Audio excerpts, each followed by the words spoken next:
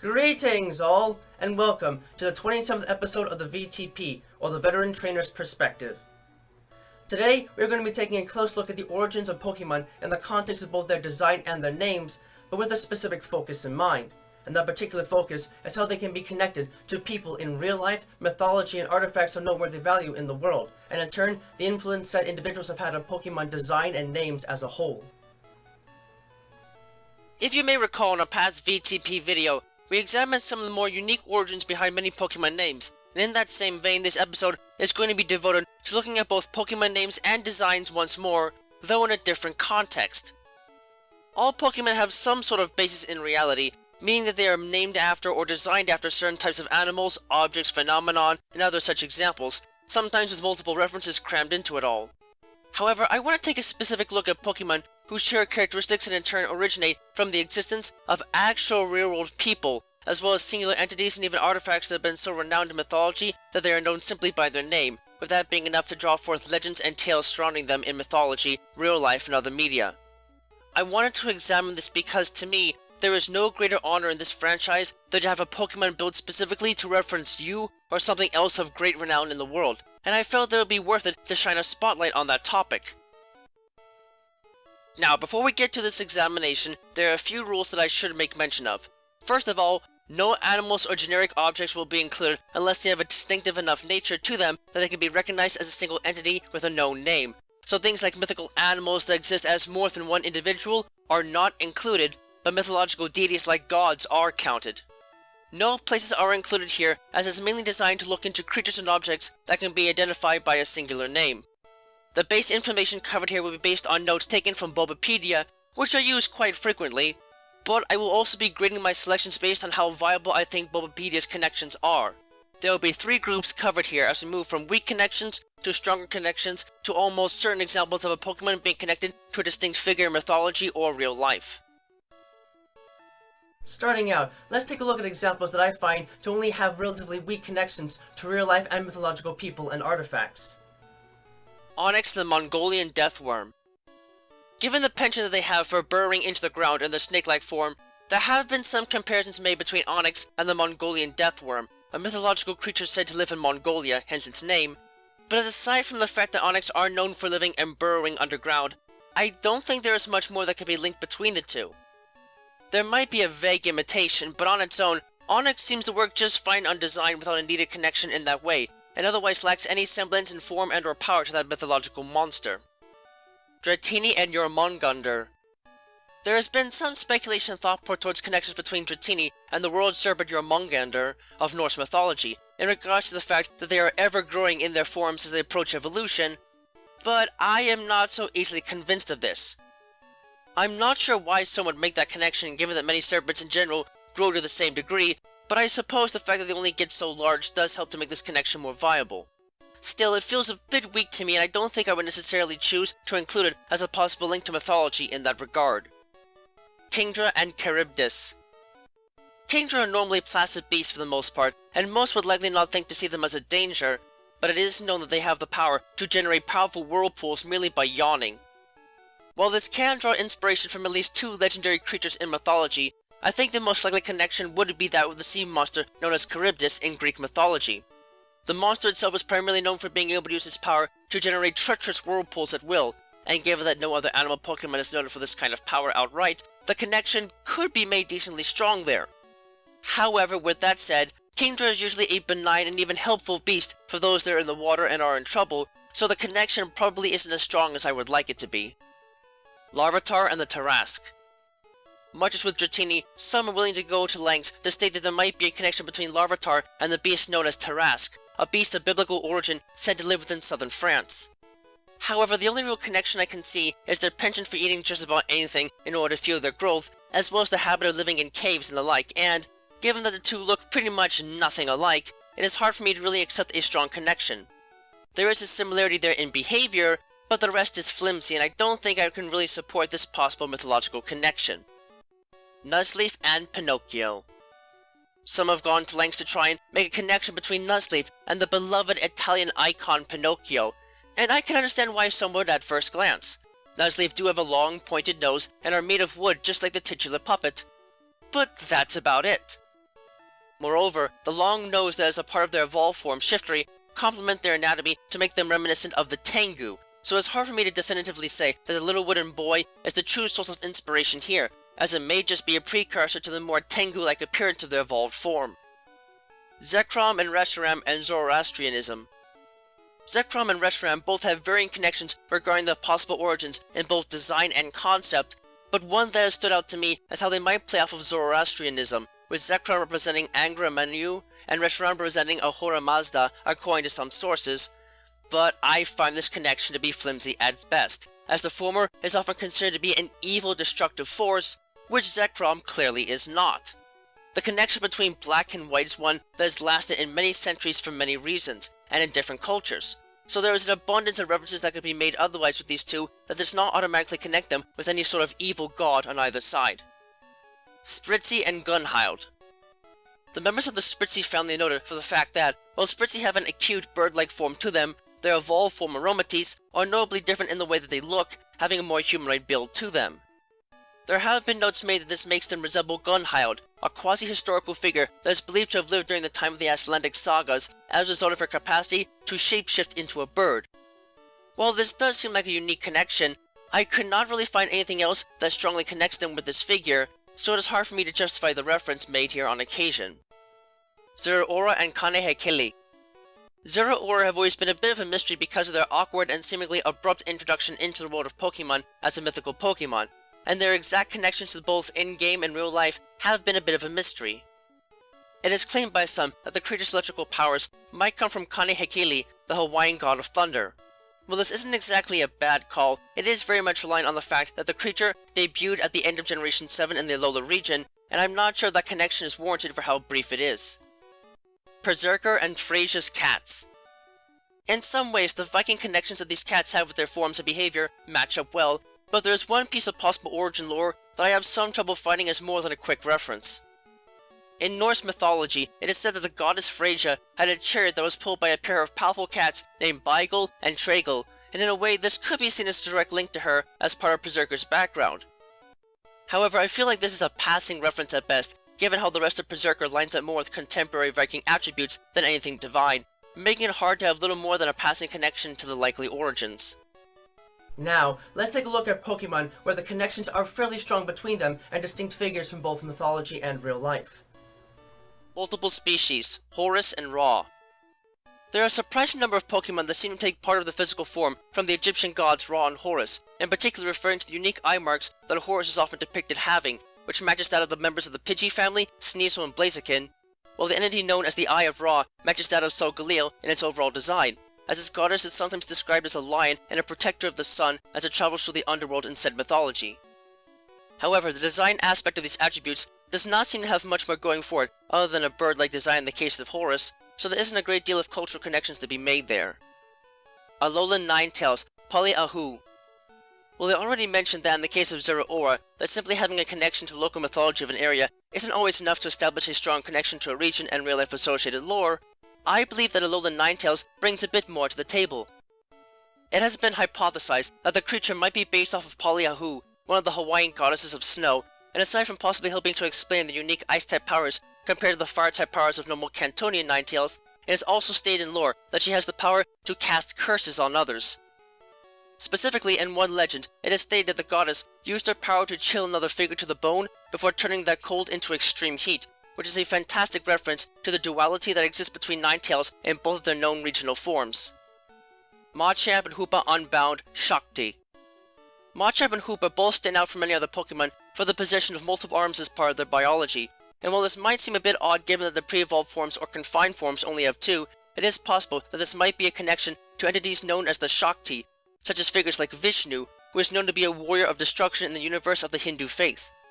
The cultural connection there is somewhat weak though, given the kind of power they otherwise are known to wield, but it's about the only thing I can think of that would really make sense, at least in physical form. Tangela family, Medusa. Even on appearances alone, it is quite easy to see the likely connection that exists between the Gorgon Medusa and the members of the Tangela family. Though the Pokemon are plants and not made of snakes like the traditional form of this particular figure in Greek mythology, the way that it covers them almost entirely and how the vines can move on their own definitely takes some physical and behavioral cues from the mythical Gorgon. while they might not be able to turn others into stone, it is a simple connection that makes sense from a design standpoint and works for me, even if there aren't any other major cultural connections to be had otherwise. Goldeen Family and Matsya. Well, it seems obvious that the Goldeen and Seeking are based off of two distinct types of goldfish, as seen in their forms and coloration especially. The fact that they also sport a horn might seem to be a bit confusing at first sight. However, there is a good chance that there is a connection with Matsya, one of the many avatars of Vishnu in the Hindu religion, and this is because they share a large prominent horn on the front of their head. While the semblance might only be the real connection it has to Vishnu in this instance, it is still one that sticks out and seems to fit well with them in that regard. Heracross and Heracles. A classic and well-known Pokemon for many, while the design of Heracross itself doesn't really conjure up much more than a strong resemblance to the Japanese rhinoceros beetle they are primarily based on, their name likely takes more than a bit of inspiration from not just these creatures, but also a great hero of Greek mythology, Heracles, or Hercules as many would know him as. The name reference makes sense in light of the massive physical power that these insectoids possess, as they're among the strongest of bug-type Pokemon when it comes to their physical might, and can more than prove to be a terrifying force to face, just like the overwhelming and sometimes uncontrollable strength that the titular hero of Greek mythology was renowned for. Moreover, their Mega Evolved form resembles that of an actual Hercules beetle, cementing this likely name origin even further. Clefairy, Wigglytuff, Sylveon, and Magearna, the Moon Rabbit. There are seemingly several Pokemon that seem to call in similarities to a mythical creature known as the Moon Rabbit, a being in East Asian and Native American folklore that lives on the moon. Across different interpretations, this rabbit is said to be a friend of divine figures and originates from the thoughts that the dark spots on the moon resemble that of a rabbit in some form. The creature is linked to an elixir of life and some sort of cake or food, which is said to be able to grant extremely extended life to those that eat them with this. And while this might not be connected directly to many of the species mentioned here, the connection between the moon and their rabbit-like forms is still prolific enough to be worth heavy consideration in their origins. Umbreon, Bastard, and Texcapitaloca. It is hard to tell from the first glance just what sort of creature Umbreon actually are, but there is a rare instance here where it's likely that at least two different divine figures can be connected to it. There is first Bastet, an Egyptian goddess with the head of a cat that is said to represent a gentle care towards others in the face of conflict. And then second, the Aztec goddess Texcatlipoca, who is known to take on the form of a black jaguar with yellow horizontal bands on its body, and who is as often associated with the night sky. These connections in both form and behavior certainly help to highlight the often defensive nature of these beasts, and certainly forges connections that make sense in light of just not the appearance of Umbreon, but their stat focus on defense over offense, and even the way they evolved from Eevee in the first place. Lugia and Ryujin. Lugia are known in legend to be the guardian of the seas, and are committed to the duties for their entire life, and this matches up surprisingly well with Ryujin, a dragon and Shinto god said to not only be a protector of the sea and a bringer of both rain and thunder, but who can also generate powerful storms on a whim. This matches both the behavior of Lugia and their awesome destructive power in the right circumstances, and the fact that it is a god that is often still worshipped today more than shows the kind of long-lasting impact the deity had on others across time, just as Lugia still do. Celebi and Ceres. Celebi are odd creatures to say the least when it comes to trying to understand just what they truly are, and while that part of its origin might be up to some debate, there is a striking similarity in its name to Ceres, the Roman goddess of agriculture, grain crops, fertility, and motherly relationships. This makes perfect sense given that Celebi are guardians of the forest and the natural world as a whole, and have the power to restore damaged and destroyed wilderness to a lively and pristine state once more. The time-traveling aspects of this power are another story, but it at least seems that its name has a strong connection to another guardian of the natural world in this goddess. Hariyama, Takamikazuchi, and the Great Gamma. Hariyama is another Pokemon that has the rare distinction of likely taking its form, powers, and behavior from not one, but two different personal sources.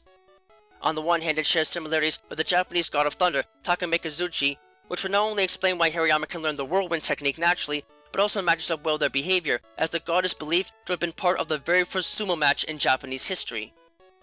Second, it is likely that Hariyama draws influence from the Great Gamma, a famous wrestler of the 19th and 20th centuries, not only known for possessing a daunting 50-year-long win streak, but who is also known to have, in one instance, threatened to stop a moving train with his bare hands in protest for free travel fees for impoverished riders, which happily matches up with Hariyama being known to be capable of derailing moving trains with just a single slap of their massive palms. Sableye and the Hopkinsville Goblin. Sableye are renowned for their odd forms of behavior, but what makes them truly terrifying is that there is a good reason to believe that, even by appearances alone, they are based on a creature known as the Hopkinsville Goblin, a supposed extraterrestrial being that is said to have appeared as part of the Kelly Hopkinsville encounter in 1995 Christian County, Kentucky, USA. Some regard this incident as one of the most significant and well-documented direct contact episodes in history, though whether you believe that the encounter is real or is just a massive overreaction to natural phenomena is up to the reader. Regardless, the physical similarities to the supposed being, as drawn by those involved in the encounter, are surprisingly strong, plus it seems to have been rather short, only between 2 and 4 feet in height, making the comparison even more unique and baffling. Altaria and Altair. Altaria are lovely birds and certainly make for a gorgeous sight, and while there are multiple origins possible for their name, one of the more interesting ones is that it may likely share a connection with the star Altair. This is because it is part of the constellation Aquila, whose name in Latin actually translates to eagle. It's not the same sort of bird that Altaria is, but it's still a clever nod to them being birds and not just odd-looking dragon types. Wishcash and Namazu.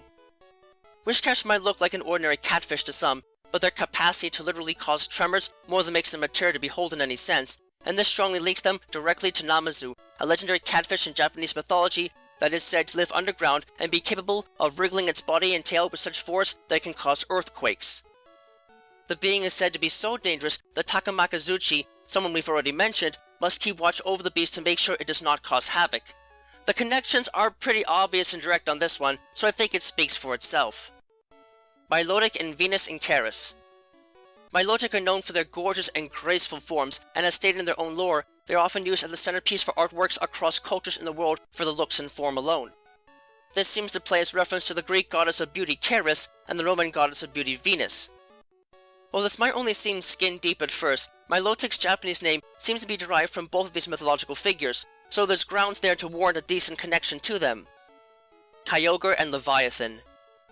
This beast of Jewish mythology is said to be a primordial creature of the ocean, a sea serpent specifically, that was created in the beginning and is said to be a being of chaos and destruction that preys on the souls of the deceased and is said to only die in the end times.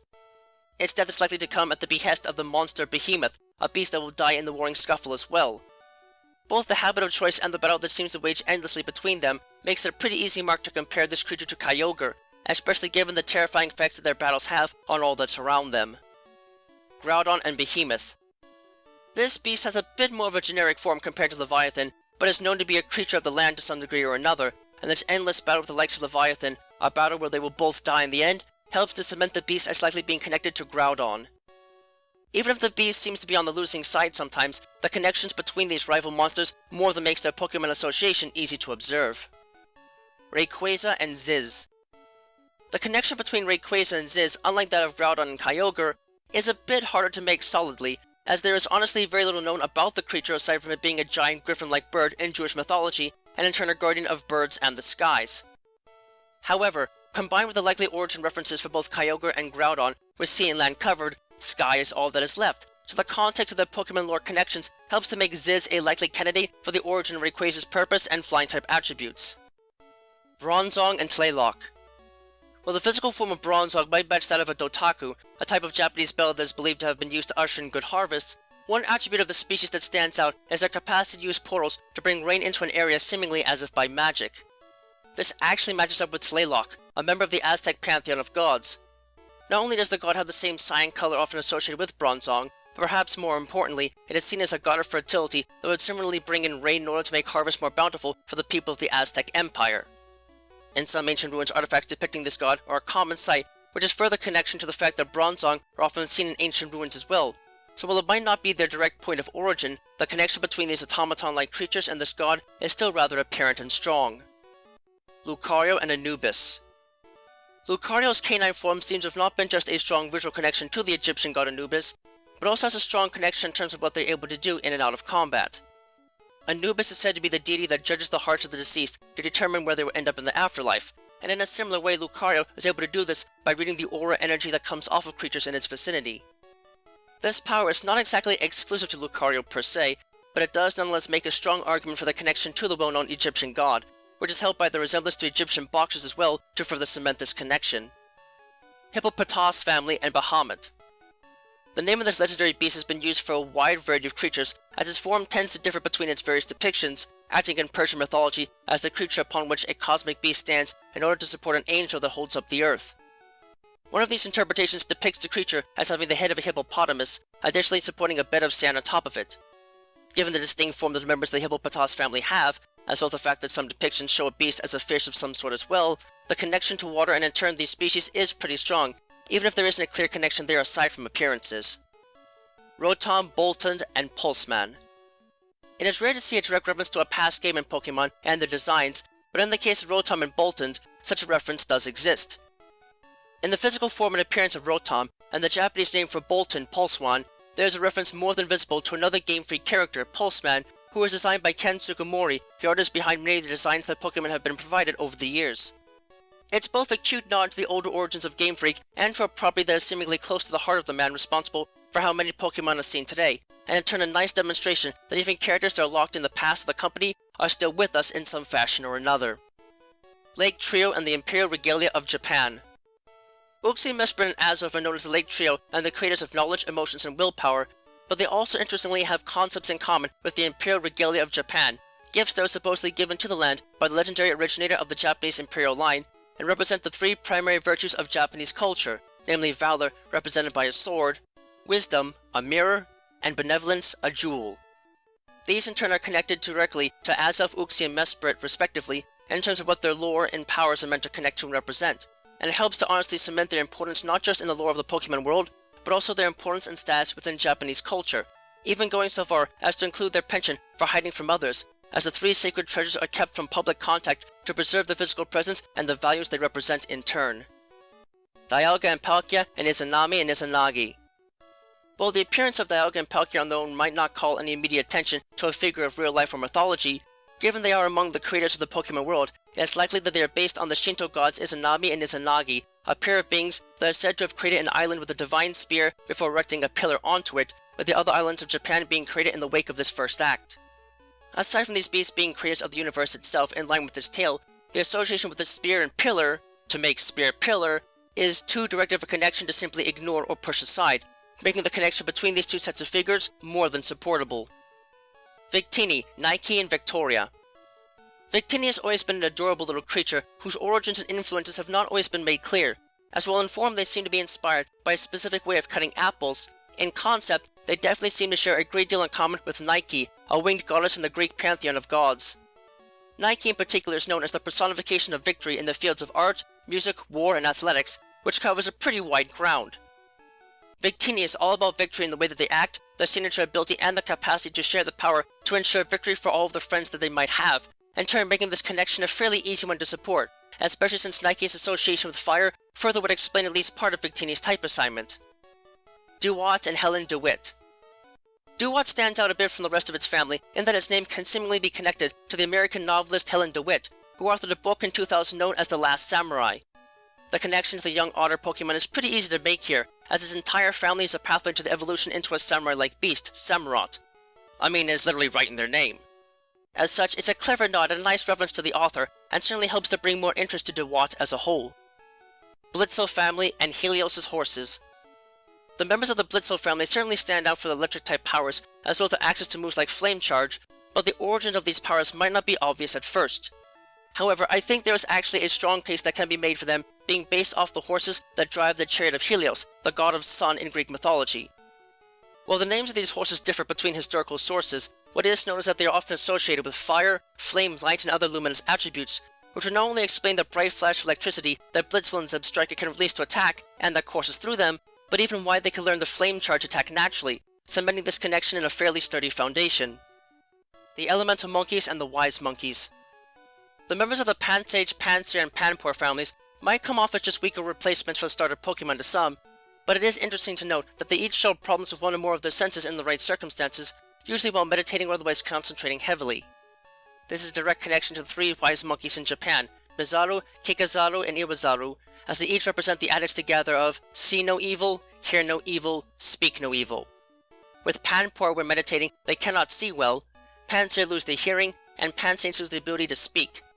It is a clever reference, I will give them much an opinion, and while it doesn't influence their combat abilities much, it is still a nice nod to these mythological figures.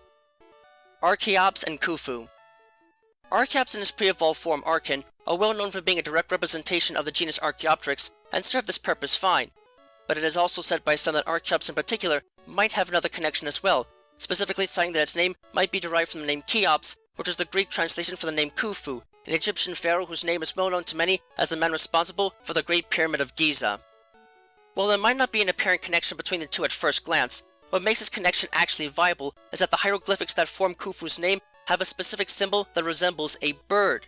As such, the literal name of Khufu himself in writing is a connection to birds, and in turn, a clever connection to the first bird Pokemon itself. The Revlit family and the USA. The connections between the members of the Revlit family and the United States of America in general are pretty obvious even from a casual glance.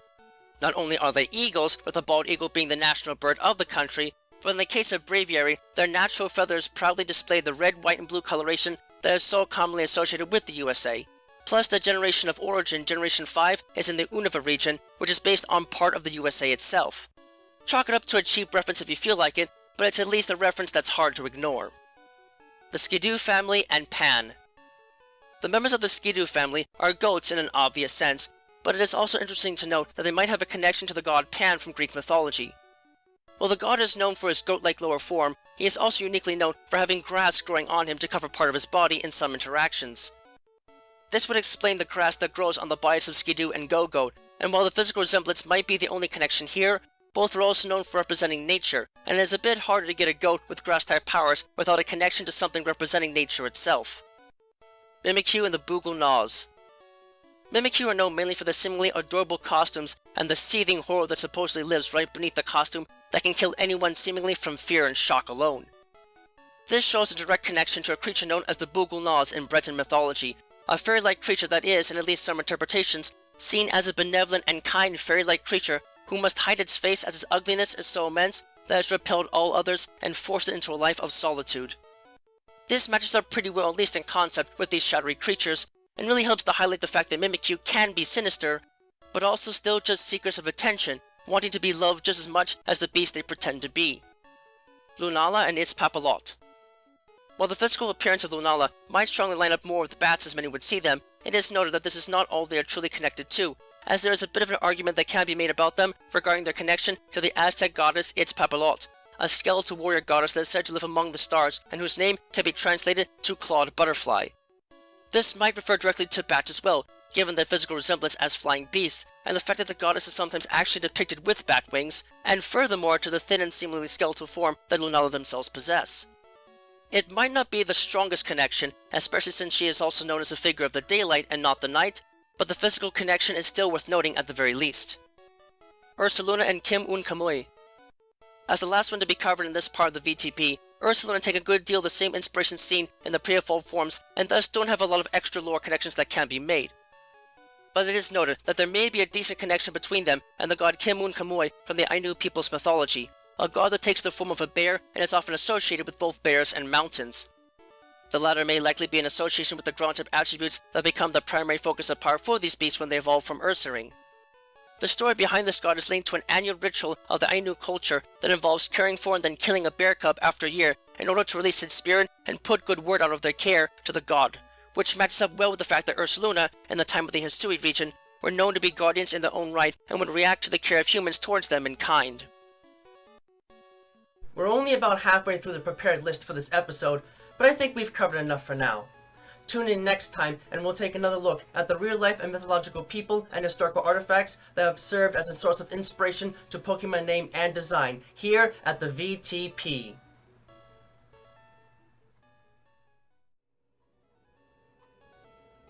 Thank you for watching this video. It brings me great joy to be able to speak to you all in the world each and every time we meet like this, to explore the many different facets of both the world of Pokemon as we know it, and the world as we live it, through every adventure we have with Pokemon by our side. If you'd like to, please subscribe, ring the bell and all that jazz, to keep yourself updated on content uploads and other materials of the like.